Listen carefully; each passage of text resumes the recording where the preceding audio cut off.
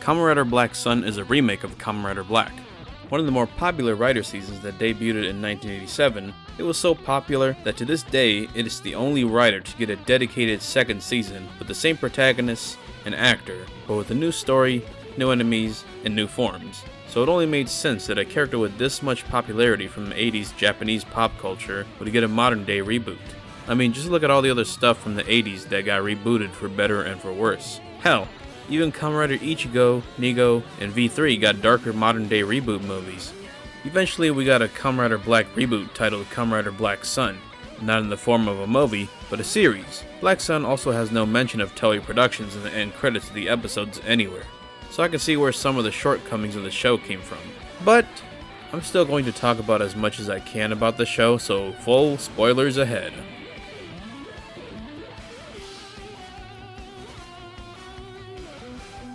By the time Black Sun was announced, I had already fallen out of love with Kamen Rider as a whole, but I still appreciated the shows and movies that made an impact on me when I watched them. But to hear the announcement of a modern day reboot series about the most popular and darkest Rider from the 80s was a delight. There's no way you'd be able to fully compress the story of Kamen Rider Black into a half-hour movie, especially if you're rebooting it. A 10-episode series was just the perfect number for deeper character writing, interactions, and some sprinkled in action scenes that drive the plot forward while also making the character evolve beyond its original iteration.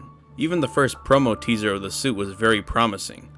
I always loved the grasshopper and beetle designed riders the most, and it was nice to see a modern day version of it. My biggest mistake when watching Black Sun was having the preconceived notion that this show was going to have a 2 to 3 season arc. Oh, season 1 is going to give us Black Sun and Shadow Moon working together. Season 2, they're against each other, and Season 3 is maybe Kotaro becoming Black RX. This show could make people actually take Tokusatsu seriously again instead of it being childish. So, when all 10 episodes finally dropped on Amazon Prime for me to watch, I went from excited, to being fully invested, to being burned out and bummed out by the end. I'm sorry guys, I don't like the ending of Black Sun at all. I set my expectations way too high and was left disappointed. Like I said in my non-spoiler video, all the classic characters from Black 87 are much more fleshed out in this new world that is established for the reboot. Kotaro doesn't just fight because it's the morally right thing to do. He fights because he hates the thought of having to devour Heat Haven, which consists of human remains, in order to stay strong and young. He would rather grow old and die naturally rather than use humans as a food source, and his call to action as Kamen Rider is much more earned rather than just happening in the first episode. When Kotaro discovers that Aoi, this girl he has chosen to protect because of her cane stone necklace, was turned into a kaijin/mutant against her will, it makes more sense why he would finally transform into his rider form to fight for humanity and oppose his own kind. He's not just being a savior because it's the right and heroic thing to do, he's willingly choosing to take the stance on fighting mutants and their personal ambitions of preserving the mutant race. Nobuhiko is also another better written character.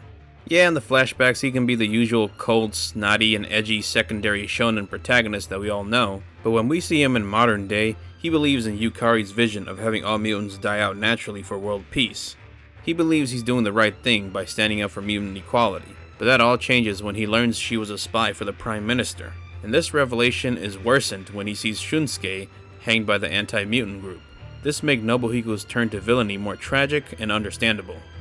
All the classic villains are now actual characters rather than being a villain for villain's sake. The 3 holy priests are villainous because they need to preserve mutant kind with a new creation king and the Kingstones. That also begs the question, if mutants are so dangerous and powerful, why have they not attempted a coup against Donami, the Prime Minister?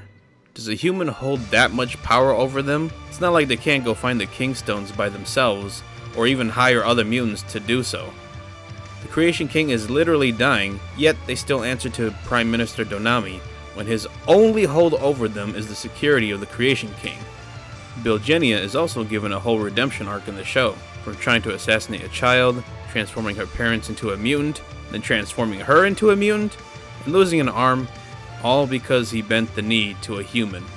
Then he plays second fiddle to Shadow Moon when he makes himself the leader of Gorgon, and turns a new leaf in helping Aoi learn and reveal the true origins about the mutant race before dying a warrior's death. Our new characters in the reboot are only serviceable to the show to a certain extent. Aoi and her friend Shunsuke both act as reminders of a childlike innocence becoming lost and tainted in a new crazy adult world. They begin as students before being thrown headfirst into the underground struggle between humans and mutants. They both also inspire our two writers.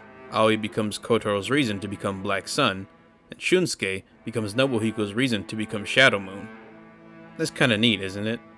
Yukari was an attempted love triangle between young Kotaro and Nobuhiko that kinda fell to the wayside for me. She fell flat for me as a character and was really only there to spice things up momentarily and become an addition in that spy twist later to make Nobuhiko feel betrayed. Sure, she becomes the moral high ground that both Kotaro and Nobuhiko stand for in the modern day, but other than that, her character presence is kinda forgettable. Oliver Johnson and his son Nick were cool additions. Oliver Johnson became the leader of a mutant retreat center and had a history with Kotaro, Nobuhiko, and the Gorgon Party. Nick was forgettable, but it's always cool to see non-Japanese characters appear in a toku show. Donami was interesting as a prime minister with a hold against Gorgon, up until he was just waving his political power over them like he always has the upper hand, when really, his death in the finale by Nick and Komori proves that he could have died to anyone at any time. It only took two mutants in a dark alleyway and a dismissive political assistant to have it all go down. Speaking of political, Black Sun's heavy-handed political themes on racism and segregation serves its story in driving our characters toward their goals, while also attempting to reflect a mirror back on the real world.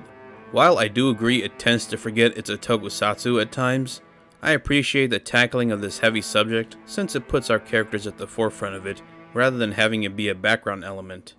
This political element in the show should also not just be disregarded as Japanese media trying to be woke, but in reality, movies like the original Godzilla had been woke, with Godzilla being the metaphor for the atom bomb, just like how Black Sun's attempting to be a metaphor for modern-day racism. It can be tone-deaf in a lot of areas when it tries to tackle racism, don't get me wrong, especially that moment in the ending montage that mirrors the death of George Floyd.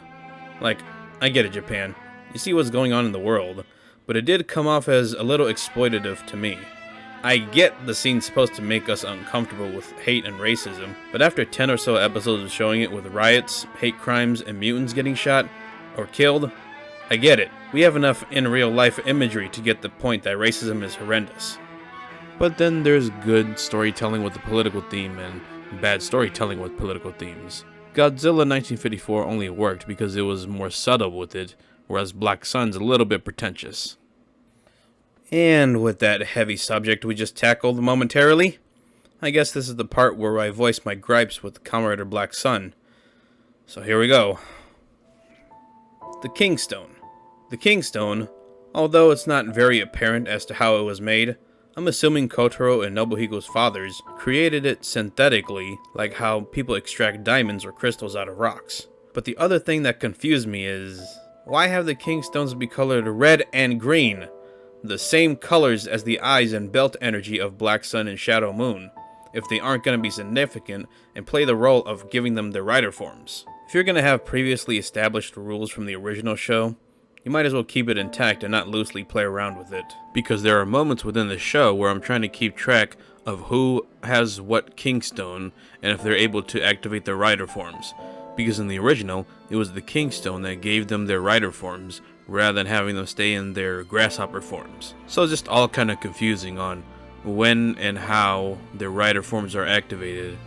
Secondly, the show took a bit much of its sweet time to let Black Sun get in action in his rider form.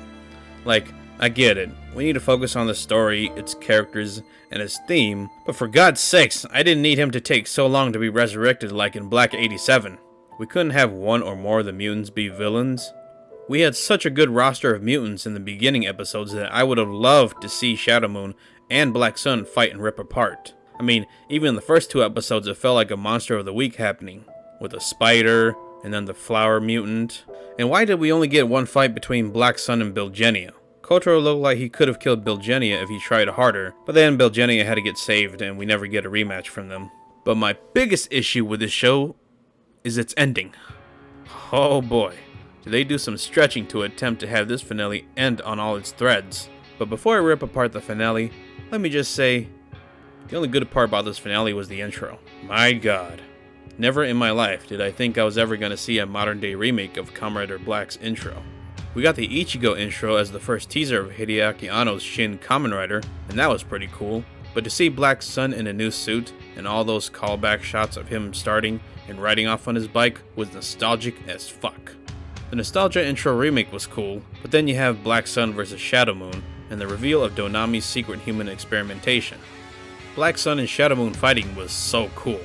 You've had these two fight a few times throughout the show, first time as humans, then as mutants, and now we finally get to see them both fight in their rider forms, with the Creation King's heart being hung from the wall like in Black 87. They even rip off each other's limbs to use as swords!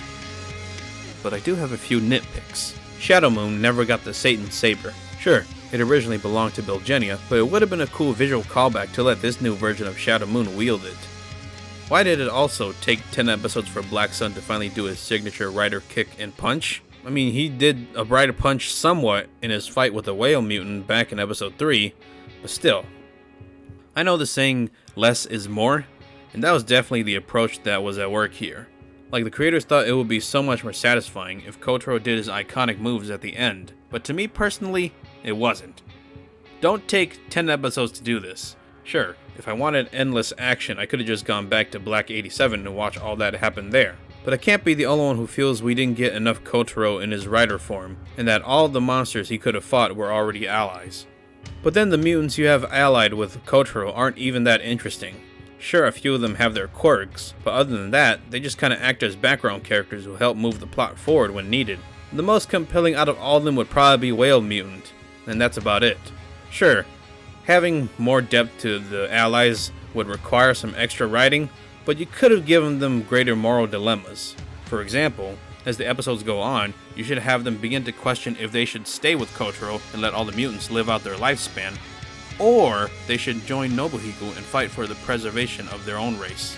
That way you can create conflict between characters, and pairing that with the audience's knowledge that they were all once friends, it becomes even more tragic for Kotaro or Nobuhiko being forced to fight or even kill them. Not only would it give us more cool fights, that doesn't have to be over the top, but it would also serve the story in making this whole struggle between good and bad even more hard to discern and even more heart-wrenching. Hell, it would even add more layers to Kotaro and Nobuhiko as writers, and the lengths they're willing to go to or not go to in order to reach their goals. You could have done something like this in the show and still have enough room for the rest of the plot to unfold. Also, how the hell does Shadow Moon have the Creation King's powers of telekinesis? Was he endowed with it when they met the Creation King as kids? Did the Creation King actually choose Nobuhiko as his true successor when he was a kid? No. He just got the powers through sheer plot convenience when he could have used it at any time before. Especially when he was in prison. And speaking of Shadow Moon, you're telling me he dies to a rider kick and rider punch? OG Shadow Moon would be disappointed. Even worse, after the fight, he just dies because the plot needs him to die and have the audience sympathize with his trauma of being manipulated, lied to, and imprisoned for one last time. It made me feel bad for Nobuhiko in the moment, but having him die to 2 usual rider attacks as a rider himself was a really weak and anticlimactic ending to his character in my opinion. After the intro, and after that cool fight between the two ends, now is where the show truly begins to crumble for me. Nobuhiko dies, the 2 Kingstones are now reacting, and Kotaro tries to kill the heart but ends up becoming the new Creation King. So we aren't getting a season 2. Well, let's see what happens in the rest of the episode. Then we get a scene where there's a revelation that the Satan Saber was never meant to protect the Creation King, but kill him. Okay, cool. I forgot it was part of the Black 87 lore, but that's still a cool callback. So Aoi has the Satan Saber shard. This show is definitely going to have a tragic end. Sad, but I think I'm trying to come to terms with the ending on a bittersweet note. Aoi goes to Gorgom headquarters and what? She transforms into a rider? That's cool and all, but her mask is kinda lame. The eyes should have been more pronounced rather than just being slits. Also, at this point of the show, I've lost track and given up on questioning how someone activates their rider forms. Is it the Kingstone? The artificially made stone? I don't know anymore. I give up. Afterwards, we get a heartfelt scene between Creation King Kotaro and Aoi as she remembers how he taught her to defend herself, and she repeats the same moves before stabbing him with a Satan Saber shard, finally freeing him and taking the King Stones. This ending would almost be fitting if it weren't for what follows after this, and my preconceived notion that things that happened here were still going to lead up to a second season. But Kotaro, aka Black Sun, aka our title character, is dead. Nobuhiko's body is gone somehow. And now we have Aoi who's going to carry on Kotaro's legacy, right? Right? Then we finally get the ending montage that soured the entirety of the show for me. Originally wanting to rate it a 7 out of 10, this ending dropped it to a 5.5. So far we had a rush finale with events leading to the permanent death of our main character that a season 2 looked already non-existent, so I was hoping for a somewhat bittersweet ending of Aoi carrying on as the new writer and using Kotaro as an example. You know, kind of like the ending in the original. Boy was I wrong. After the death of Kotaro, the mutant racism still runs rampant, and is probably even crazier than before, especially given that Shadow Moon murdered that anti-Kaijin group ringleader. Then the newly elected Prime Minister looks like he's got some conniving plans through his way of speaking. Also, Bisham, the last surviving holy priest, is showing these glowing eyes she's never had in the show before. So is she getting mind controlled? The new Prime Minister immune? Why are you planting possible seeds for a season 2 with no Kotaro? I thought this was it. No more.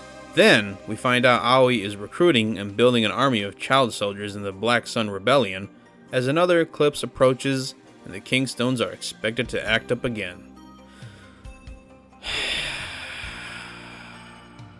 Honestly, where do we go from here? Kotaro is dead, Nobuhiko is nowhere to be found, Aoi's become a mutant extremist, the new Prime Minister is supposedly evil. This ending makes it feel like Kotaro's 50-year guilt and fight against the Creation King and Gorgom was for nothing. Sure, Black 87 doesn't end on a happy ending either, but at least it gave us the sentiment that regardless if the fight still goes on, there will always be a writer battling evil. And when I talk about battling evil, I mean a Kamen Rider versus an evil organization. Not, let's round up children as our allies to have them create bombs to destroy political establishments where humans, but also other innocent mutants, may also be killed too.